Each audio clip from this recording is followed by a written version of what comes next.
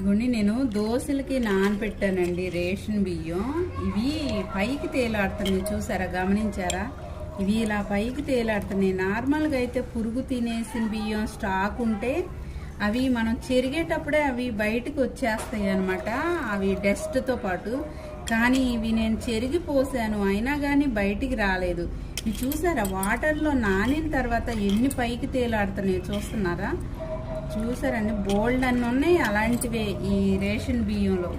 ఇవే ప్లాస్టిక్ బియ్యం అని నేనైతే అనుకుంటున్నానండి.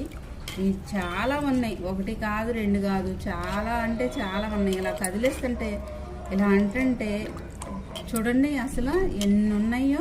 లావు లావుగా అయినాయి, ఉబ్బినాయి అనమాట. బాగా వాటర్లో నానింది కదా, ప్లాస్టిక్ అనేది ఉబ్బింది, జిగురు జిగురుగా ఉంది చూడండి. ఇది జిగురు జిగురుగా అనిపిస్తుంది, ఇలా ఇలా అంటే జిగురు జిగురు.